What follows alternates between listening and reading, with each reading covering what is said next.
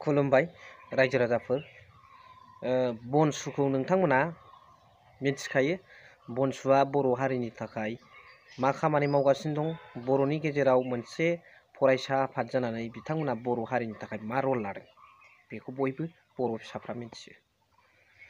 स' बेनिनो सासे गोख्रों वारकारा गोमानायाव बनसुनि आफादगिरि बिथां बनजित मन्जिल बसुमतारी सारा मा बुंदों बेखौ नोंथांमोना दिनैनि भिडिअनि गेजेरजों नुनो मोनगोन स' गिबियावनो नोंथांमोन बयखौबो आंनि बे जिबि ब्लग चेनेलाव बरायनानै लाग्रोबाय लोगोसे आसा खालामो इसोरनि अननायाव नोंथां बयबो मोजां दं स' मोनसे आफादाबो जे सासे मावथि गोमानायाव जोबोद दुखु मोनो दा सासे गोख्रों मावथिया जुदि गोमानानै थाङोब्ला बे आफादा माबादि दुखु मोननाय फोरमायो आरो खहा दं बेखौ बनजित मन्जिल बसुमतारी बनसुनि आफादगिरि बिथां सारा गावनि बिबुंथिनि गेजेरजों माबादि फोरमायदों बेखौ नोंथांमोना रग' रग' नायलांबानो जाबाय। दा जोंहा दिनैनि बे गोथार मोनसे हाबाफारियावहाय आङो नुजाफैनानै गोजोननायजों लोगोसे दुखु मोननाय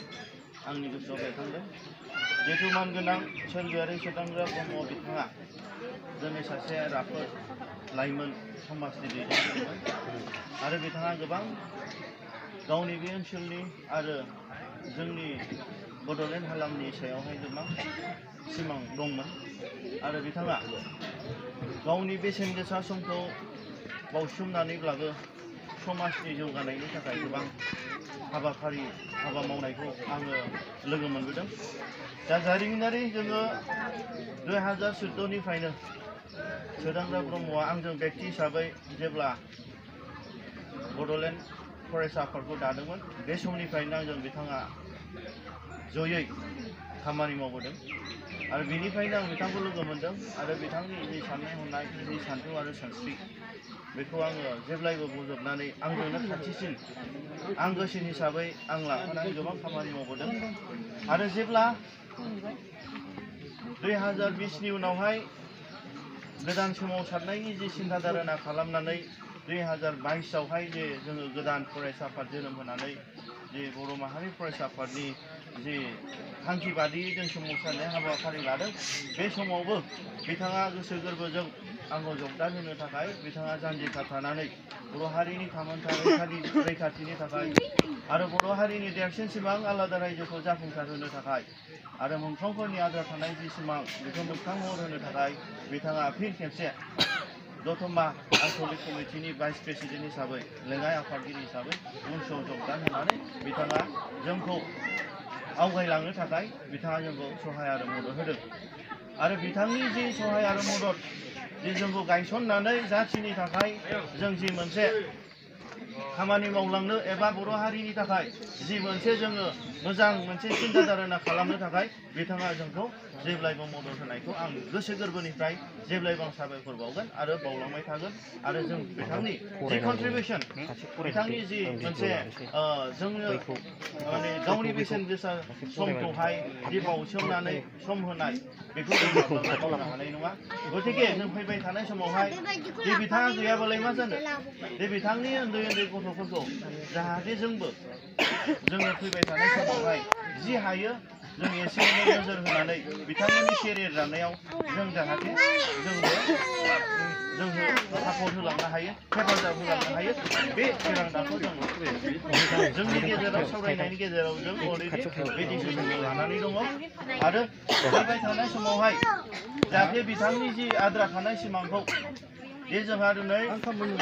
जोंनिनो बिटिआर दोलोनिनो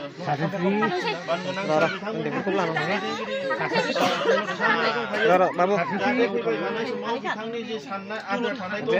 जाफुंसार हायो बेखौनो जोङो बर' माहारि फरायसा आफादनि जानानै आं गोसो गोरबोनिफ्राय माने जाजानोखौ आं लुबैयो आरो बिथांनि जि मावनांगौ आद्रा थानाय बे आद्रा थानाय हाबाखौ जाहाथे बे ओनसोलनियानो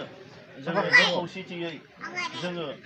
बिथांनि सिमांखौ जाफुंहोनायनि हाबाफारिखौ जों लानो हायो बेखायनो नोंथांनिसिमबो आङो गुरै खावलायनाय थाबाय जाहाथे बिथाङा जोंनि गेजेराव दिनै गैलिया थेवब्लाबो बिथांनि कन्ट्रिबिउसन बिथांनि जि मावलांनाय आद्रा थानाय जि थांखिफोर बे थांखिफोरा जाहाथे लासैनो माबा मोनसे महर मोनो आरो बे ओनसोलनि जौगानाय बे ओनसोलनि मोजां थासारि लाबोनाय खौसेथि गोजोन आरो बे न'खरनि मोजां आरो बे गामिनिनो मोजांनि थाखाय जे बिथाङा सिन्था खालामदोंमोन जे बिथांनि सिमाङा बिथांनि साननाया जेब्लायबो जाफुङो बेखौ जों आफा इसोरनाव आरज गाबो आरो बिथांनि जिउमाया जे सोरगोआवहाय आलो गोजोनै थानो मोनथों आरो न'खर संसाराबो जेरै बिथांनिया साबसिनाव हामसिन जानो हाथों आरो गथ' गथायाबो मोजां फरायनानै मोजां फिउचार दानो हाथों आरो साफ्रोमबो जोंनि बिटिएफ दोलोनि दैदेनगिरि नोंथांमोना दंफैखायो जेरै बेखौ नोजोर होनांगौ दायथ' थाबाय आरो बिथांनि जि बेसेन गोसा सम बावसोमनाय पार्टिनि थाखाय एबा समाजनि थाखाय होलांदों आरो बेफोरखौ फुलफिल खालामनांगौ दायथ'नि जि आद्रा थानाय खामानि बेबो जोंनिनो रायजो राजानिनो दायथ' थाबाय आरो बिथांखौ जि जोंहा मानगोनां सार बिथाङा जि मोनसे न'खरनि थाखाय सिन्था धारना खालामदों आं जोबोद गोजोननाय मोनदों जिहेतु जोंहा फैबाय थानाय समावहाय जों जयैनो जाहाथे बेफोरबायदि थांखिखौ जों मोगथां महर हायो जों जयै खौसेयैनो खामानि मावलांनो हायो जाहाथे बे ओनसोलाबो न'खराबो जौगानायखौ मोननो हायो दा आं बारा गोबावखौ बुंनो थांला दिनै बेखौल' आं बुंनो थांगौ दि बिथाङा सासे बे ओनसोलनिनो एक्टिभ मेंनो रोङै सासे लाइमोन दैदेनगिरिमोन आरो बिथाङा थाबावनायमोनब्ला फैबाय थानाय समावहाय गोबां समाजनि मोजां एबा आब्रुथि गोनां एबा मोजां खामानिया जाबावगौमोन होननानै जों आसा खालामदों आरो दा नाथाय बिथांनि जि हरखाबै रुंसारि जालांनाया नाथाय बै सिमांखौ दिनै फेलें खालामनानै थांनायखौ जों नुनो मोनदों नाथाय बिथाङा गैयाब्लाबो न'खर दं ओनसोल दं दा बेवहाय जोङो बिथांखौ गैया होननानै जों साननांगौनि गैया बिथाङा जेब्लायबो जोंनि गोसोआव थाबाय थागोन आरो बिथांनि जि आत्मा बिथांनि जि आद्रा थानाय सिमां बिथाङा गोजौआव थानानै जोंखौ आशीर्बाद खालामगोन बेखौ जों आफा इसोरनाव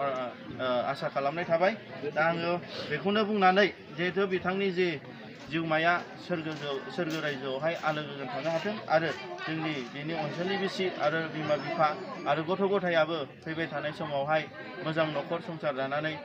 जोंनि गथ' गथायखौ मोजां फोरोंनानै जे मोनसे फिउचाराव जि बिथांनि थांखि दंमोन बे मोगथां महर मोन्थों आरो बिथांखौ जों जेब्लायबो गोसोआव थाबाय थागोन गोसोखांबाय थागोन न'खरखौ गोसोआव गोसोखांबाय थागोन आरो हानायखिनि जोंनिफ्राय जों सहाय आरो मददखौ होगोन आरो बिनिफ्राय बिथांनि जिउमाया मोजाङै थानो हाथों बेखौ आर'ज गाबनानै आं आफा इसोरनाव दा आंनि गुसुं बिबुंथिखौ बेयावनो दोनथ'बाय गोजोन्थों बे समावहाय सारखौ आङो रोजा रोजा साबायखर बावबाय साराबो सुंद' समनि गेजेराव गावनि बेसेन गोसा बिबुंथिखौहाय जोंनो मिथियावहाय बुंनानै होदों जोंहा बे माबाखौहाय बाय'ग्राफिखौहाय फरायनांगौ दंमोन दा टाइमा एसे सर्ट जानाय बायदि मोनबाय स' नुनो मोनबाय खोनानो मोनबाय भिडिअखौ बेसेखिनियाव फोजोबबाय थेंक इउ भेरि माच फर वाचिं लाभ